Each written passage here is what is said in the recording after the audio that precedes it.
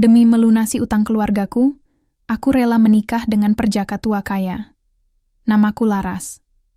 Aku seorang dokter muda, baru saja lulus dari Fakultas Kedokteran Universitas Indonesia dengan predikat cum laude. Dalam benakku, hidup akan berjalan mulus setelah ini. Aku akan membuka klinik kecil di desa, tempat kelahiranku, untuk membantu warga yang kesulitan mendapatkan pelayanan medis. Tapi, seperti kata pepatah, rencana manusia seringkali tak lebih dari sekadar angan-angan belaka. Desaku terletak di lereng gunung, salah satu daerah yang indah namun tertinggal. Sejak kecil aku sudah akrab dengan kerasnya kehidupan di sini. Ayahku, Pak Rudi, adalah seorang petani kecil yang bermimpi besar. Ia ingin membawa perubahan bagi desa kami. Oleh karena itu, tahun lalu ia memutuskan untuk mencalonkan diri sebagai kepala desa. Saat itu, semua orang mendukungnya, termasuk aku. Kami yakin bahwa ayah bisa membawa kemajuan bagi desa ini. Namun, apa daya, politik tidak pernah semudah yang dibayangkan. Kampanye ayah ternyata menelan biaya jauh lebih besar daripada yang kami perkirakan. Ia meminjam uang dari bank dan beberapa rentenir lokal demi menyewa panggung, mencetak spanduk, hingga memberikan bantuan kepada warga kurang mampu. Semua dilakukan dengan harapan mendapat dukungan suara. Namun, musuh politiknya, seorang pengusaha bernama Bu Siti, tidak tinggal diam. Mereka menyebarkan fitnah bahwa ayah menggunakan dana kampanye untuk kepentingan pribadi. Fitnah itu berhasil. Ayah kalah telak dalam pemilihan, meninggalkan utang ratusan juta rupiah yang harus dibayar. Sejak kekalahan itu, rumah kami sering didatangi oleh kolektor utang. Mereka datang tanpa ampun, mengetuk pintu dengan nada mengancam. Ada yang hanya bicara kasar. Ada juga yang langsung menendang pintu jika tidak dijawab. Ibu, wanita sabar yang selalu mendukung ayah, mulai tampak lelah. Garis-garis di wajahnya semakin dalam, dan matanya kehilangan cahaya. Setiap kali melihat ibu, hatiku merasa pilu. Aku ingin membantu, tapi apa yang bisa kulakukan? Gaji pertamaku sebagai dokter belum datang, dan bahkan jika sudah, jumlahnya tak akan cukup untuk melunasi utang sebesar itu. Suatu malam, saat aku sedang membersihkan meja dapur, ayah tiba-tiba masuk dengan langkah gontai. Wajahnya muram, dan tubuhnya terlihat lebih ringkih daripada biasanya. Di tangannya, ia membawa sebuah amplop tebal. Laras, katanya dengan suara parau. Kita punya satu-satunya cara untuk melunasi utang ini. Aku menatap amplop itu dengan curiga. Apa ini, ya? Ayah duduk di kursi kayu tua di ruang tamu, menundukkan kepalanya. Ini kontrak pernikahan. Aku tertegun. Pernikahan? Dengan siapa? Ayah menghela napas panjang. Dengan hakim. Dia menawarkan jalan keluar. Nama itu membuatku bergidik. Hakim adalah pengusaha sukses yang baru saja terpilih menjadi kepala desa. Usianya sekitar 40-an, 10 tahun lebih tua dari ibu. Ia dikenal sebagai sosok yang ambisius dan cerdas, tetapi juga kontroversial. Banyak orang mengatakan bahwa kekayaannya berasal dari praktik-praktik licik, meskipun tak ada bukti kuat untuk mendukung tuduhan tersebut. Yang pasti, ia adalah orang yang sangat berpengaruh di desa ini. Tapi kenapa aku? Tanyaku, suaraku gemetar. Kenapa harus aku yang menikahinya? Ayah menatapku dengan mata berkaca-kaca. Karena dia bersedia membayar semua utang kita. Dia bilang, ia butuh pasangan untuk menjaga citra publiknya sebagai pemimpin yang peduli pada pendidikan dan kesehatan. Dan kamu dokter muda yang cerdas, anak desa yang berhasil. Baginya, kamu adalah simbol sempurna. Aku merasa dunia runtuh. Apakah ini nyata? Apakah aku harus mengorbankan masa depanku hanya demi membayar utang ayahku? Pikiran-pikiran gelap mulai memenuhi kepalaku. Namun, ketika aku melihat wajah sendu ayah dan ibu, aku tahu aku tidak punya pilihan lain. Aku harus melakukannya, untuk mereka, untuk keluargaku. Kontrak itu ditandatangani 2 hari kemudian. Hakim datang ke rumah kami dengan mobil mewahnya, mengenakan batik mahal yang membuat warga desa berbisik-bisik.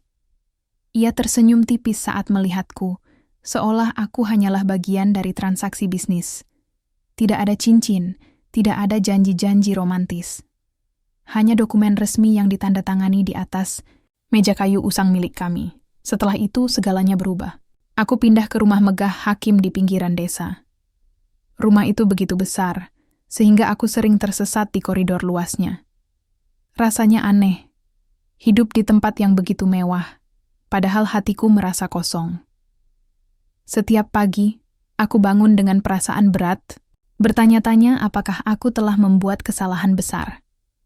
Namun, di tengah kegelapan itu, aku masih memiliki satu sinar harapan. Aku masih ingat mimpi-mimpiku untuk membantu warga desa melalui profesi sebagai dokter.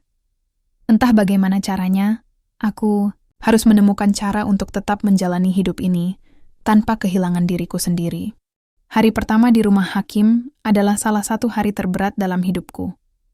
Rumahnya begitu besar, dengan dinding-dinding marmer yang dingin dan perabotan mahal yang tampak seperti pajangan daripada sesuatu yang bisa digunakan sehari-hari. Setiap langkah kakiku di lantai menghasilkan gaung yang membuatku merasa semakin kecil. Seolah aku hanyalah bayangan yang tidak berarti di mata Hakim. Aku dibantu oleh 2 pelayan, Butini dan Pak Joko, yang bekerja di rumah ini selama bertahun-tahun. Mereka ramah, tapi ada jarak tertentu yang sulit kupersepsikan. Aku tahu mereka bukan sekadar pekerja biasa. Mereka mungkin juga menjadi mata dan telinga Hakim. Ketika aku mencoba berbicara dengan mereka tentang hal-hal sederhana seperti memasak atau membersihkan rumah, mereka hanya tersenyum sopan, lalu melanjutkan tugas mereka tanpa banyak bicara. Rasanya seperti tinggal di istana tanpa jiwa. Malam pertamaku di sini adalah malam yang sunyi. Hakim tak pulang sampai larut malam. Saat ia akhirnya datang, aku sedang duduk di ruang tamu, menatap layar laptop sambil membaca artikel medis untuk menyibukkan diri. Suara pintu utama yang terbuka membuatku refleks menoleh. Ia masuk dengan setelan jas rapi, wajahnya lelah, namun tetap terlihat tegas. "Kamu masih belum tidur?" Tanyanya tanpa basa-basi. Suaranya datar seperti orang yang baru saja menyelesaikan rapat penting. Aku mengangguk pelan. "Ya, aku belum terbiasa dengan lingkungan baru." Ia melepas dasinya dan meletakkannya di atas meja. "Kalau butuh apa-apa, bilang saja kepada Butini atau Pak Joko. Mereka akan mengurus semuanya."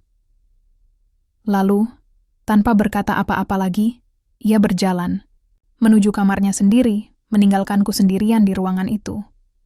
Jadi, beginilah rasanya pernikahan tanpa cinta. Kami tinggal di bawah satu atap, tapi hubungan kami lebih mirip rekan bisnis daripada pasangan suami istri. Hakim jarang berada di rumah. Ia sibuk dengan urusan desa, proyek-proyek pembangunan, serta pertemuan-pertemuan rahasia yang seringkali ia hadiri di luar kota. Aku bahkan mulai meragukan apakah ia benar-benar peduli padaku sebagai manusia, atau hanya menganggapku alat untuk menjaga reputasinya. Namun, meski jarak antara kami begitu jelas, aku tak bisa sepenuhnya membenci Hakim. Ada sesuatu dalam tatapan, matanya yang membuatku penasaran. Matanya yang gelap dan tajam terkadang memancarkan kilatan emosional yang sulit diartikan. Seolah ia menyimpan beban besar yang tak ingin dibagikan kepada siapapun. Beberapa kali, ketika ia pulang dari rapat panjang, aku melihatnya duduk di beranda belakang, menatap kebun luas di bawah rembulan. Ia tampak kesepian, meskipun ia berusaha keras untuk menutupinya. Aku mencoba beradaptasi dengan rutinitasku sendiri.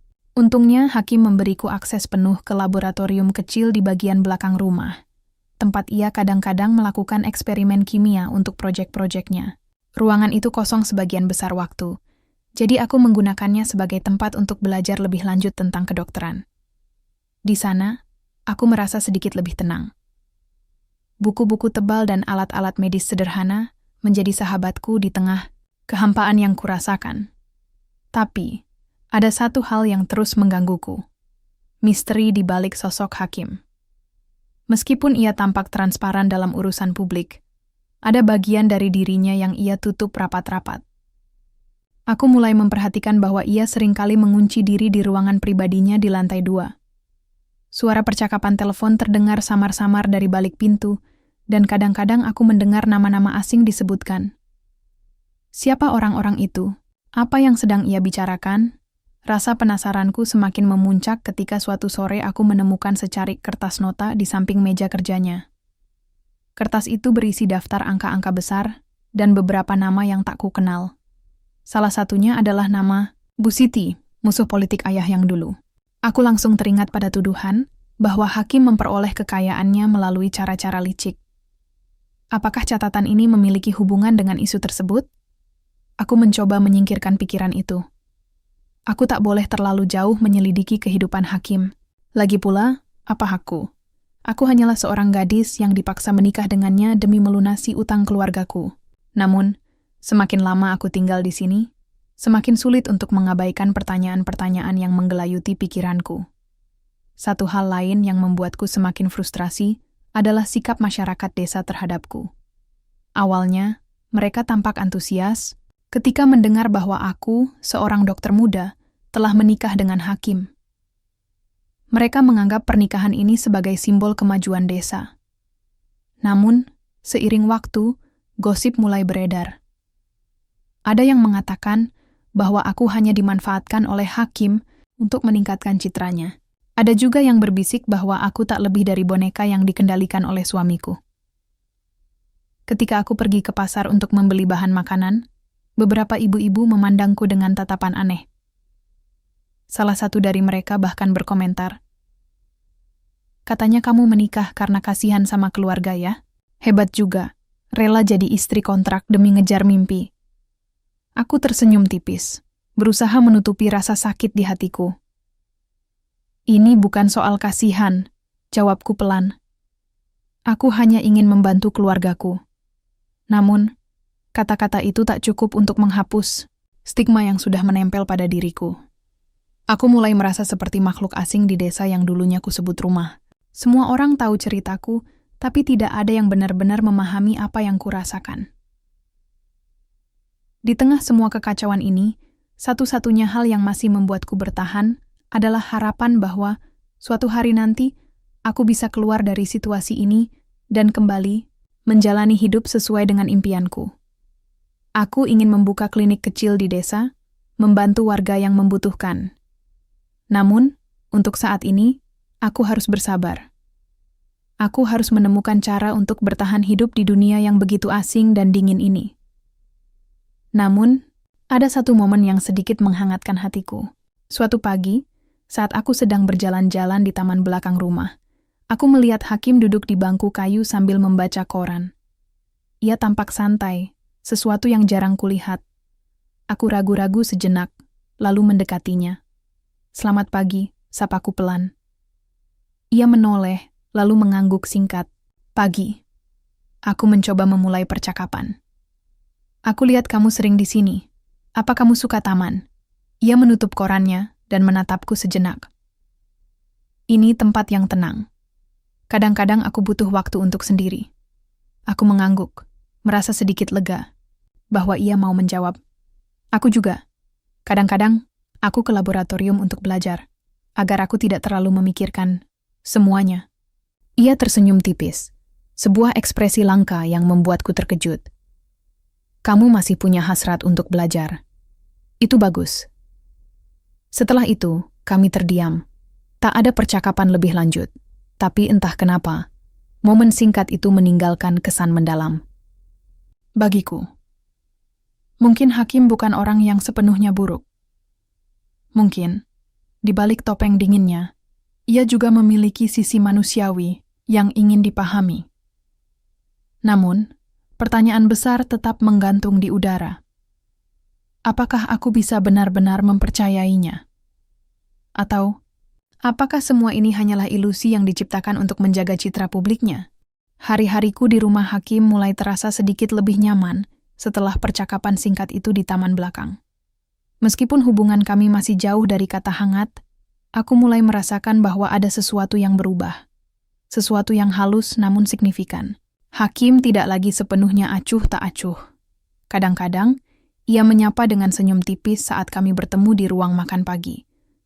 Bahkan, pada satu kesempatan, Ia menanyakan, apakah aku membutuhkan peralatan tambahan untuk laboratorium kecil di belakang rumah. Aku mencoba tidak membaca terlalu banyak dari tindakannya. Mungkin ini hanya bagian dari strateginya untuk menjaga citra publiknya sebagai suami yang peduli.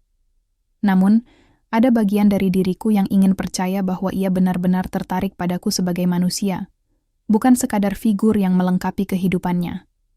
Namun, rasa penasaranku tentang Hakim semakin besar. Aku tak bisa mengabaikan firasat bahwa ada rahasia besar yang disembunyikannya.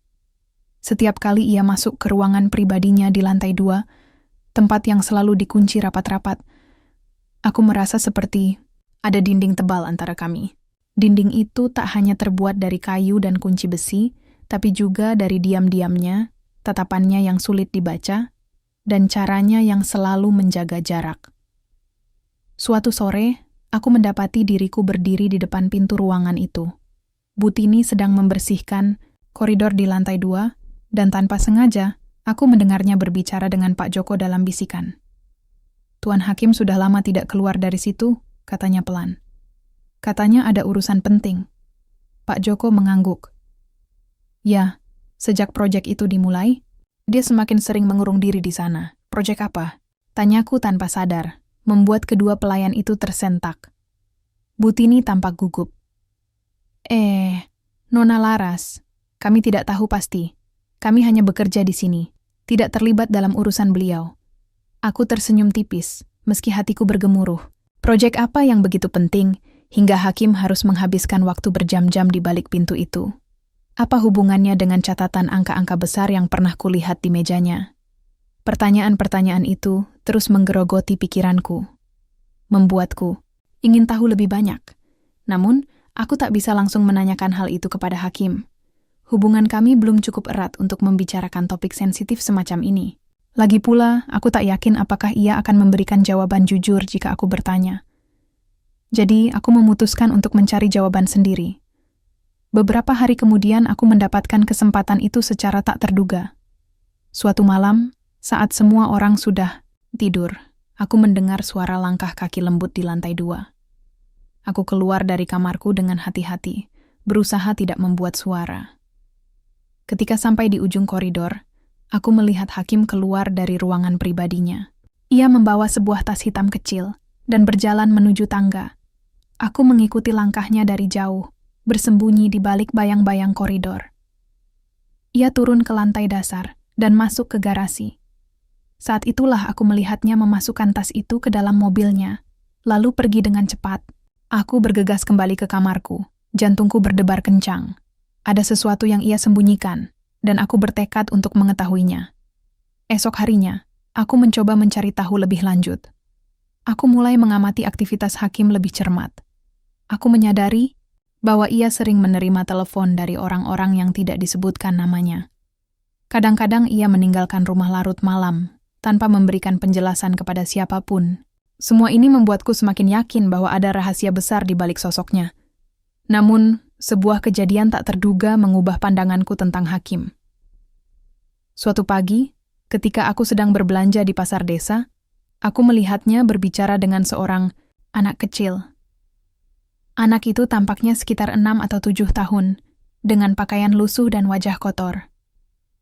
Hakim memberinya beberapa lembar uang dan menepuk pundaknya dengan lembut. Aku mengamati mereka dari jauh, terkejut melihat sisi penyayangnya yang jarang ditunjukkan. Setelah anak itu pergi, aku mendekatinya. "Siapa anak itu?" tanyaku. Hakim menoleh, tampak sedikit terkejut melihatku. "Oh, dia salah satu anak yatim dari dusun sebelah. Keluarganya tinggal di daerah yang sulit dijangkau, jadi kadang-kadang aku membantu mereka." Aku mengernyitkan dahi. "Kenapa kamu membantu mereka?" Ia tersenyum tipis, namun kali ini ada kelembutan di matanya. Karena aku tahu, rasanya tidak memiliki siapa-siapa. Ayahku meninggal saat aku masih kecil, dan ibuku bekerja keras untuk membesarkanku. Aku hanya ingin membantu mereka yang kurang beruntung. Jawabannya membuatku terdiam. Aku tak pernah menduga bahwa Hakim memiliki sisi emosional seperti itu. Selama ini, aku hanya melihatnya sebagai pengusaha ambisius yang dingin dan tertutup. Tapi ternyata, ada lebih dari apa yang terlihat di permukaan. Dari hari itu, aku mulai melihat Hakim dari sudut pandang yang berbeda. Aku mulai menyadari bahwa ia bukanlah orang yang sepenuhnya buruk. Ia memiliki sisi baik yang ia sembunyikan dari dunia luar. Mungkin karena takut dinilai lemah atau rentan. Aku juga mulai menyadari bahwa ia memiliki hasrat untuk membantu orang lain, meskipun ia melakukannya secara diam-diam. Namun, rasa penasaranku tentang rahasia-rahasianya belum sepenuhnya hilang. Aku tetap ingin tahu apa yang sebenarnya terjadi di balik pintu ruangan pribadinya. Aku ingin memahami apa yang membuatnya begitu tertutup, bahkan kepada orang-orang terdekatnya. Suatu malam, saat ia sedang berada di ruangan pribadinya, aku memberanikan diri untuk mengetuk pintunya. Hakim, panggilku pelan. Ia membuka pintu beberapa saat kemudian, tampak sedikit terkejut melihatku. Ada apa? Aku menelan ludah, berusaha mengumpulkan keberanian. Aku hanya ingin tahu. Ada apa di balik pintu ini? Kenapa kamu selalu menguncinya? Ia menatapku lama, seolah mencoba membaca ekspresiku. Lalu ia menghela napas panjang. Ini bukan tempat yang tepat untukmu, Laras.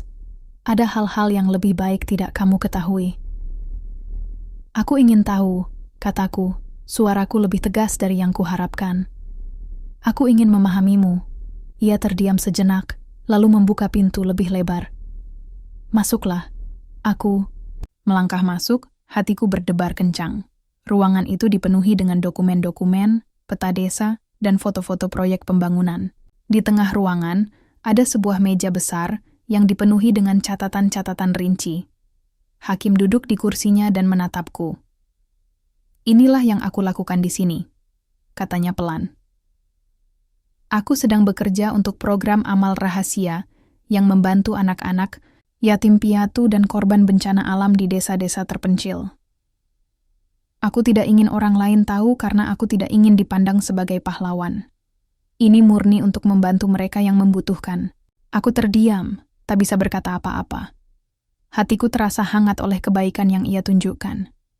Mungkin, Hakim bukanlah orang yang sepenuhnya buruk. Mungkin, ia hanya butuh seseorang yang bisa memahami sisi lain dari dirinya.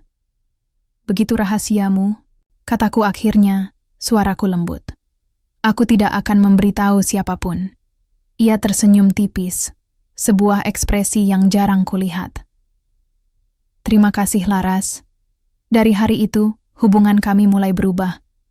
Aku mulai melihat Hakim bukan hanya sebagai suamiku, sedalam pernikahan kontrak, tapi sebagai seseorang yang memiliki hati dan cita-cita besar.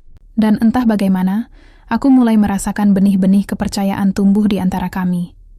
Namun, meskipun hubungan kami mulai membaik, aku tahu bahwa tantangan-tantangan besar masih menanti di depan. Rahasia-rahasia masa lalunya belum sepenuhnya terungkap, dan aku harus bersiap menghadapi apapun yang akan datang. 6 bulan sudah berlalu sejak aku pertama kali melangkah masuk ke rumah Hakim. Waktu terasa cepat, namun juga penuh dengan perubahan yang lambat tapi pasti. Hubungan kami kini tidak lagi semenyakitkan seperti awal-awal pernikahan. Kami mulai saling memahami, meskipun masih ada jarak tertentu yang sulit dijembatani. Hakim tetap orang yang serius dan cenderung tertutup, namun aku mulai melihat sisi manusiawinya, sisi yang ia simpan begitu dalam, hingga tak semua orang mampu melihatnya. Namun, hidup tak pernah benar-benar tenang. Ada saja badai baru yang datang, menghantam, bahkan ketika kau merasa telah menemukan sedikit kedamaian. Dan kali ini, badai itu datang dalam bentuk kabar yang sama sekali tak terduga. Suatu pagi, saat aku sedang duduk di laboratorium kecil di belakang rumah, aku merasa perutku mulai bergoyang aneh. Aku mencoba mengabaikannya, menganggap bahwa mungkin hanya efek dari makanan yang kurang cocok semalam. Namun, rasa mual itu terus berlanjut sepanjang hari, hingga akhirnya aku menyadari bahwa sesuatu tidak beres. Aku membuka aplikasi kalender di ponselku, mencermati siklus menstruasiku. Saat itulah hatiku mulai berdebar. Sudah 2 bulan lebih aku tidak mengalami menstruasi. Aku mencoba meyakinkan diri bahwa ini mungkin hanya stres atau pola makan yang berubah, tapi ada satu kemungkinan lain yang tak bisa kuhindari. Aku hamil. Aku menarik napas panjang, berusaha menenangkan diri. Bagaimana mungkin ini terjadi? Bukankah hubungan kami selama ini hanyalah formalitas tanpa ikatan emosional yang mendalam? Meski demikian, aku tahu bahwa beberapa malam terakhir ada momen-momen intim yang terjadi antara kami. Mungkin karena perasaan kami mulai berubah, atau mungkin hanya naluri alami tubuh yang mempertemukan dua orang yang tinggal bersama dalam waktu lama. Aku memutuskan untuk membeli tes kehamilan di apotek desa. Setelah menunggu dengan perasaan campur aduk, hasilnya keluar. Positif. Aku hamil. Berita ini membuatku bingung dan cemas sekaligus. Apa yang harus kulakukan? Bagaimana reaksi hakim? Aku tak yakin apakah ia akan senang atau justru marah. Bagaimanapun, pernikahan kami hanyalah kontrak, bukan hubungan yang dibangun atas dasar cinta. Sebuah bayi akan mengubah segalanya.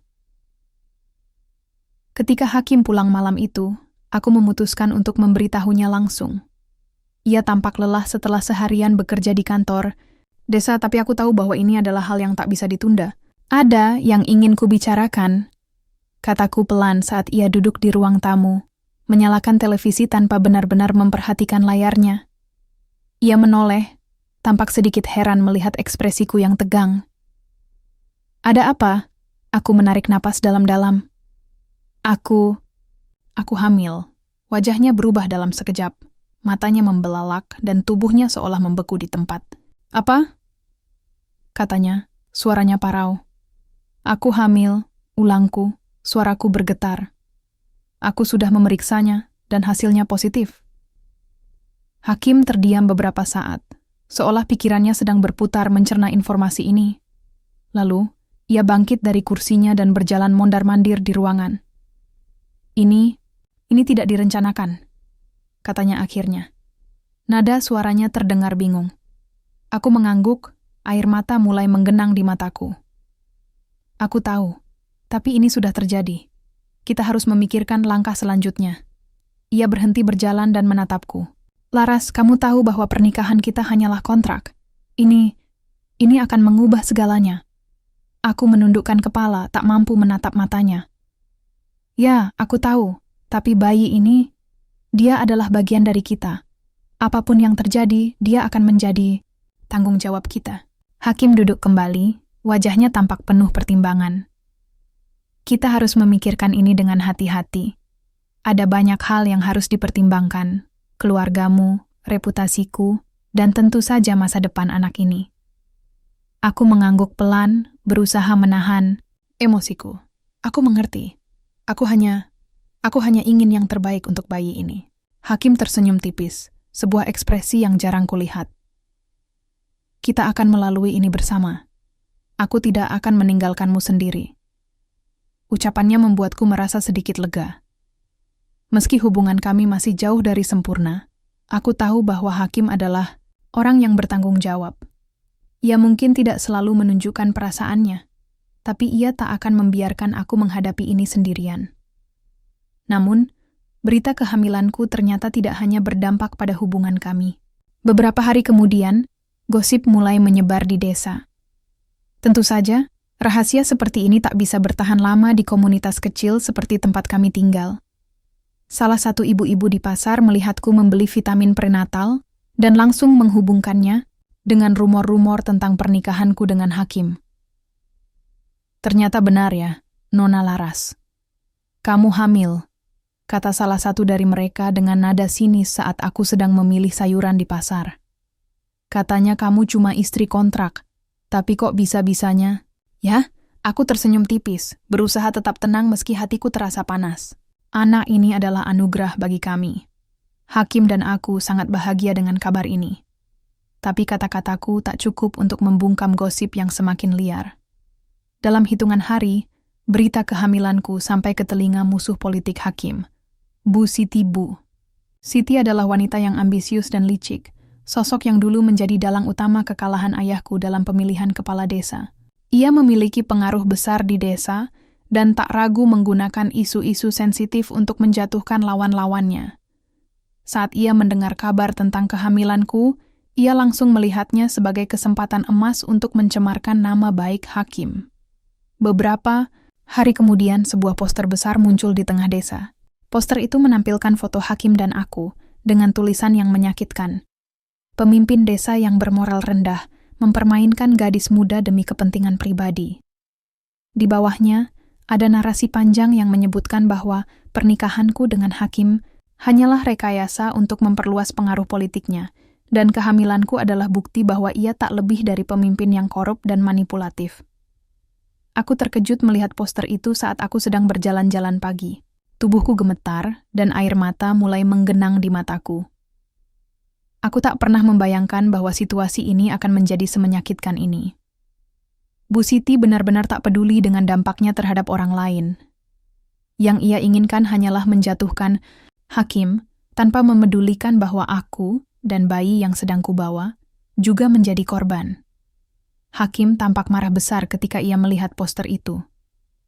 Ia langsung memerintahkan Pak Joko untuk menurunkannya, tapi kerusakan sudah terjadi. Gosip tentang kami semakin liar, dan banyak warga desa mulai memandang kami dengan tatapan curiga. Aku tak percaya dia bisa sejahat ini, kata Hakim dengan nada geram saat kami berbicara di ruang tamu malam itu. Dia benar-benar tak punya hati nurani. Aku menatapnya, mencoba menenangkan diri. Apa yang akan kita lakukan sekarang? Hakim menghela napas panjang. Kita harus menghadapi ini bersama. Aku akan menemui Pak Lurah dan tokoh-tokoh desa untuk menjelaskan kebenarannya. Aku juga akan mencari cara untuk menghentikan Bu Siti. Namun, aku tahu bahwa ini bukan hanya tentang menjelaskan kebenaran. Ini tentang melawan stigma yang sudah menyebar luas, tentang membuktikan kepada dunia bahwa kami bukanlah orang-orang yang mereka tuduhkan. Dan yang paling penting, ini tentang melindungi anak yang sedang kubawa. Malam itu, aku duduk di tepi tempat tidur, memegang perutku yang mulai membesar. Entah kenapa, meski situasinya begitu sulit, aku merasa ada harapan kecil di dalam diriku. Bayi ini adalah simbol baru bagi kami. Simbol cinta yang mungkin belum sepenuhnya tumbuh, tapi perlahan-lahan mulai terbentuk di antara aku dan Hakim. Namun, aku tahu bahwa perjuangan ini belum berakhir. Masih ada banyak tantangan yang harus kami hadapi, termasuk rahasia-rahasia masa lalu Hakim yang belum sepenuhnya terungkap. Dan entah bagaimana, aku harus menemukan kekuatan untuk melalui semuanya. Hari-hari setelah poster itu muncul di desa terasa seperti badai yang tak kunjung reda. Setiap kali aku keluar rumah, aku merasakan tatapan penuh penilaian dari warga. Beberapa orang memandangku dengan iba, sebagian lainnya dengan cemoohan tertahan. Aku mencoba untuk tetap tegar, tapi hatiku seringkali terasa hancur. Bagaimana bisa dunia berubah begitu cepat hanya karena sebuah tuduhan? Apa mereka benar-benar percaya bahwa Hakim adalah monster tanpa moral? Namun, di tengah semua kekacauan ini, ada satu hal yang membuatku sedikit lega. Hakim tidak menyalahkan aku. Sejak kabar kehamilanku tersebar, ia malah menjadi lebih protektif. Ia memastikan bahwa aku tidak pergi keluar rumah sendirian, dan jika terpaksa harus keluar, ia selalu mengantarku atau mengirim Pak Joko sebagai pengawal. Ia juga mulai lebih sering berada di rumah, meskipun aku tahu bahwa banyak urusan penting yang harus ia tangani di kantor desa.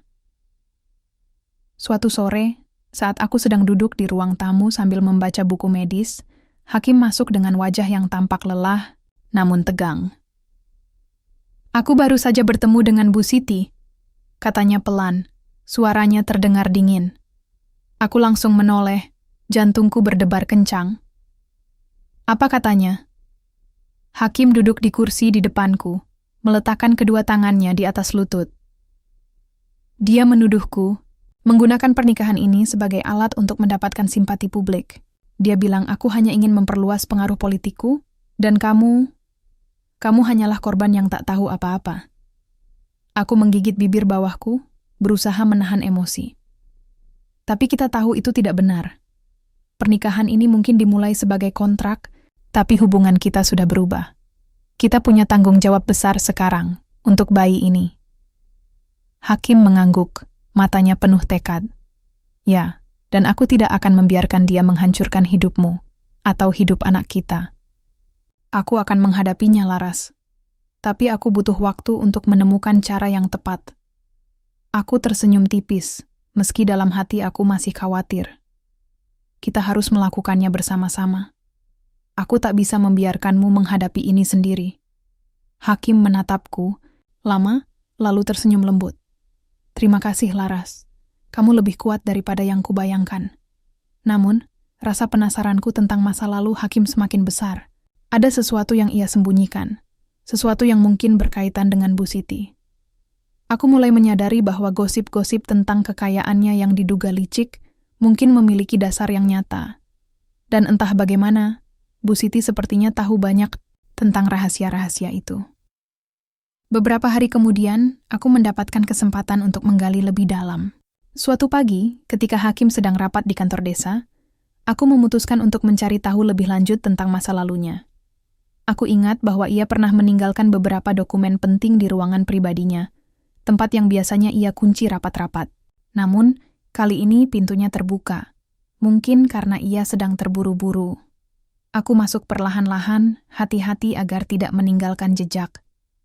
Di meja besar di tengah ruangan, aku menemukan tumpukan dokumen tua yang tampaknya belum disentuh dalam waktu lama. Aku mulai membacanya satu persatu, dan apa yang kubaca membuatku terkejut.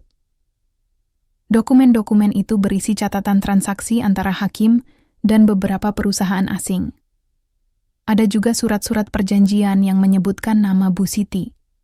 Dari catatan-catatan itu, aku mulai menyusun potongan-potongan cerita. Hakim pernah bekerja sama dengan Bu Siti dalam proyek tambang ilegal di desa-desa terpencil. Proyek itu menghasilkan keuntungan besar bagi mereka, tapi juga menyebabkan kerusakan lingkungan yang parah. Namun, entah bagaimana Hakim berhasil menghentikan proyek itu dan memutuskan hubungannya dengan Bu Siti. Sejak itu, Bu Siti mulai memusuhi. Hakim menuduhnya telah mengkhianati kepercayaan mereka. Aku terdiam, tak bisa berkata apa-apa. Jadi inilah rahasia besar Hakim. Ia memang pernah terlibat dalam praktik-praktik licik, tapi ia juga orang yang berusaha memperbaiki kesalahannya. Namun, apakah masyarakat akan menerimanya jika mereka tahu kebenaran ini? Atau apakah mereka hanya akan melihatnya sebagai pemimpin yang tidak layak dipercaya? Setelah membaca dokumen-dokumen itu, aku memutuskan untuk tidak memberitahunya. Aku tahu bahwa ini adalah sesuatu yang harus ia ungkapkan sendiri, jika ia siap. Namun, aku tak bisa sepenuhnya membuang rasa was-was yang mulai menyelimuti pikiranku. Apakah aku telah menikah dengan seseorang yang lebih rumit daripada yang kubayangkan? Hari-hari berikutnya semakin tegang. Bu Siti mulai mengintensifkan kampanye hitamnya terhadap Hakim. Ia menyebarkan selebaran-selebaran baru yang lebih provokatif, bahkan mengorganisir demonstrasi kecil di depan kantor desa. Warga desa mulai terbelah. Ada yang mendukung Hakim, tapi ada juga yang mulai ragu pada integritasnya. Puncak konflik terjadi suatu malam ketika Bu Siti datang ke rumah kami tanpa diundang. Aku sedang berada di dapur, menyiapkan teh untuk Hakim, ketika aku mendengar suara langkah kaki keras di ruang tamu. Aku keluar dengan hati-hati dan melihat Bu Siti berdiri di depan Hakim dengan ekspresi dingin di wajahnya. "Jadi, ini tempatmu bersembunyi?" kata Bu Siti dengan nada sinis. "Menikahi gadis bodoh demi menyelamatkan citramu ya? Kau pikir kau bisa lolos begitu saja?" Hakim bangkit dari kursinya, wajahnya penuh kemarahan. "Cukup, Bu Siti. Aku tidak akan membiarkanmu menghancurkan hidupku lagi." Bu Siti tertawa dingin. "Hidupmu? Kau pikir aku peduli dengan hidupmu? Ini tentang keadilan, Hakim. Kau menghancurkan karierku, reputasiku, dan sekarang kau berpura-pura menjadi pahlawan desa? Kau tak lebih dari pembohong." Aku maju selangkah, tak tahan mendengar kata-katanya. "Bu Siti, tolong hentikan ini. Apapun yang terjadi di masa lalu, Hakim dan aku sedang membangun masa depan untuk keluarga kami. Apakah kau tidak bisa melihat itu?" Bu Siti menatapku dengan mata penuh kebencian. "Keluarga? Kalian pikir pernikahan ini adalah keluarga? Ini hanya sandiwara murahan Nona Laras. Kau hanya boneka yang dimanfaatkan olehnya." Aku merasa tubuhku gemetar, tapi aku mencoba tetap tegar. Aku mungkin awalnya menikah karena alasan yang salah, tapi sekarang aku hamil. Bayi ini adalah nyata, dan aku akan melakukan apapun untuk melindunginya. Bu Siti tersenyum sinis. Kita, lihat saja sampai kapan kalian bisa bertahan. Dunia akan tahu siapa kalian sebenarnya. Setelah itu, ia pergi dengan langkah besar, meninggalkan kami dalam keheningan yang menyakitkan. Aku menatap Hakim, yang tampak seperti orang yang kehabisan tenaga. Aku minta maaf, Laras, katanya akhirnya. Suaranya bergetar. Aku tidak pernah berniat membawamu ke dalam masalah ini. Aku menggeleng. Ini bukan sepenuhnya salahmu. Kita harus menghadapi ini bersama. Tapi aku butuh kejujuranmu, Hakim. Apa yang sebenarnya terjadi antara kau dan Bu Siti? Hakim menarik napas panjang, lalu mulai menceritakan segalanya. Tentang proyek tambang ilegal, tentang keputusannya untuk menghentikan proyek itu, dan tentang dendam Bu Siti yang tak pernah padam. Aku mendengarkannya dengan hati yang berat, tapi aku tahu bahwa ini adalah langkah pertama menuju rekonsiliasi. Kita harus mengungkapkan kebenaran kepada publik, kataku akhirnya. Mereka berhak tahu, dan kita harus melakukannya sebelum Bu Siti menyebarkan versinya sendiri. Hakim mengangguk, wajahnya penuh tekad. Baik, kita akan melakukannya bersama-sama. Namun, aku tahu bahwa ini bukan akhir dari perjuangan kami. Masih ada banyak tantangan yang harus kami hadapi, termasuk bagaimana masyarakat akan bereaksi terhadap kebenaran ini. Tapi yang pasti, aku tak akan menyerah. Aku akan melindungi keluargaku, keluarga yang perlahan-lahan mulai kucintai. Hari itu tiba dengan cepat, hari di mana kami memutuskan untuk mengungkapkan kebenaran kepada seluruh desa. Aku tahu bahwa ini adalah langkah yang penuh risiko, tapi aku juga tahu bahwa diam hanya akan membuat masalah semakin besar. Masyarakat butuh jawaban, dan mereka berhak mendengar kebenaran langsung dari mulut kami. Pagi itu, aku bangun lebih awal dari biasanya. Perutku sudah mulai membesar, dan terkadang aku merasa sulit untuk bernapas. Namun, ada satu hal yang memberi energi pada tubuh lelahku. Keyakinan bahwa kami sedang melakukan hal yang benar. Aku berdiri di depan cermin kamar mandi, menatap bayanganku sendiri. Wajahku tampak pucat, tapi mataku bersinar dengan tekad yang tak pernah kulihat sebelumnya. Hakim sudah menunggu di ruang tamu ketika aku turun. Ia mengenakan batik sederhana, pakaian yang jarang ia gunakan dalam rapat-rapat formal. Kita harus melakukannya, katanya pelan, suaranya penuh keteguhan. Ini demi masa depan kita. Aku mengangguk, lalu mengambil nafas dalam-dalam. Aku siap. Kami berangkat menuju balai desa, tempat yang biasa digunakan untuk pertemuan warga. Hari masih pagi, tapi sudah banyak orang yang berkumpul di sana. Beberapa wajah tampak marah, beberapa lainnya penasaran.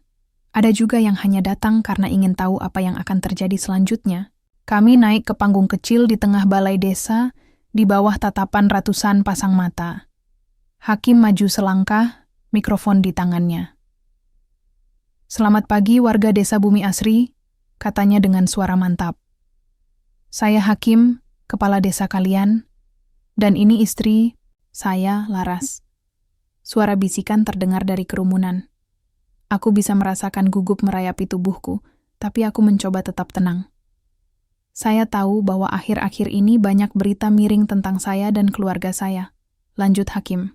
Ada tuduhan bahwa saya menggunakan pernikahan ini sebagai alat politik. Ada isu bahwa saya korup dan tidak layak dipercaya. Saya ingin menjelaskan semuanya hari ini. Ia berhenti sejenak, menatap warga dengan mata penuh emosi. Ya, saya pernah terlibat dalam proyek tambang ilegal bersama Bu Siti beberapa tahun yang lalu.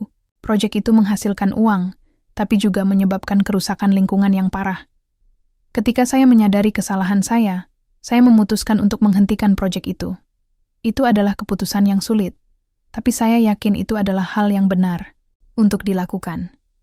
Suara gaduh mulai terdengar dari kerumunan. Beberapa orang terlihat marah, beberapa lainnya tampak terkejut. Aku melihat Bu Siti duduk di barisan depan, wajahnya penuh kemarahan. Bu Siti tidak menerima keputusan saya, kata Hakim, suaranya semakin keras. Dia dendam dan dia mulai menyebarkan fitnah tentang saya. Dia menggunakan kabar kehamilan Laras untuk mencemarkan nama baik saya. Tapi izinkan saya bertanya, Apakah itu relevan? Apakah masa lalu saya lebih penting daripada apa yang saya lakukan sekarang? Ia menoleh padaku, lalu melanjutkan. Saat ini, saya sedang membangun program-program amal untuk membantu anak-anak yatim piatu dan korban bencana alam. Saya bekerja keras untuk memajukan desa ini tanpa pamrih. Dan bersama Laras, saya sedang membangun keluarga. Keluarga yang nyata, bukan sandiwara seperti yang Bu Siti tuduhkan. Aku maju selangkah, mengambil mikrofon dari tangan Hakim. Warga desa, saya tahu bahwa pernikahan saya dengan Hakim dimulai sebagai kontrak. Saya menikahinya demi melunasi utang, keluargaku, bukan karena cinta. Tapi seiring waktu, hubungan kami berubah. Saya mulai melihat sisi manusiawi Hakim, sisi yang peduli pada orang lain meskipun dia sering menyembunyikannya. Aku menatap warga dengan mata berkaca-kaca. Bayi yang sedang saya bawa adalah bagian dari kami. Dia adalah simbol harapan baru bagi keluarga kami dan desa ini. Saya mohon, jangan biarkan fitnah dan kebencian menghancurkan masa depan kami. Balai desa menjadi sunyi sesaat setelah aku selesai berbicara. Kemudian, tepuk tangan mulai terdengar dari sudut-sudut ruangan. Awalnya pelan, lalu semakin keras. Beberapa warga bahkan berdiri, menunjukkan dukungan mereka. Aku melihat Bu Siti meninggalkan ruangan dengan wajah penuh kemarahan, tapi saat itu aku tak peduli.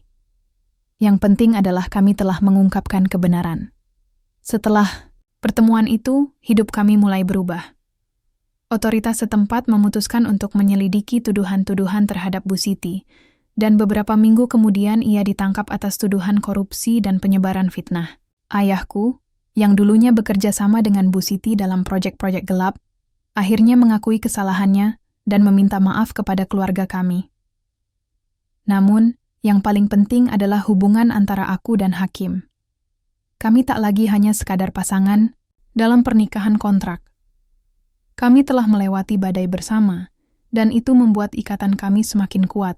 Kami memutuskan untuk melanjutkan pernikahan kami bukan lagi karena kewajiban, tapi karena cinta yang tumbuh perlahan-lahan di antara kami. Beberapa bulan kemudian, aku melahirkan bayi laki-laki yang diberi nama Arya, yang berarti pahlawan. Arya menjadi simbol harapan baru bagi keluarga kami dan desa ini. Klinik gratis yang kubuka pun berkembang pesat, membantu warga yang membutuhkan pelayanan medis. Hakim, di sisi lain, semakin disukai masyarakat berkat dedikasinya pada pembangunan desa. Akhirnya, kami menemukan kebahagiaan sejati.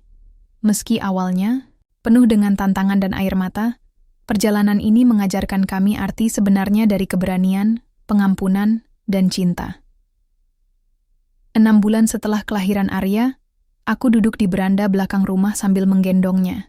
Hakim duduk di sampingku, menatap kebun luas yang dipenuhi bunga-bunga.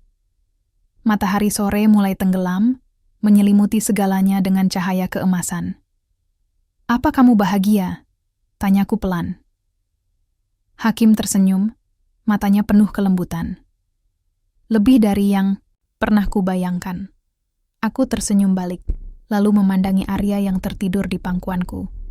"Kita akhirnya menemukan kedamaian, ya?" Hakim mengangguk. "Dan kita akan terus membangun kebahagiaan ini bersama-sama." Kami saling bertatapan, lalu tertawa kecil. Di tengah semua pergolakan yang pernah kami jalani, kami akhirnya menemukan cinta. Cinta yang tulus, tanpa syarat, dan abadi.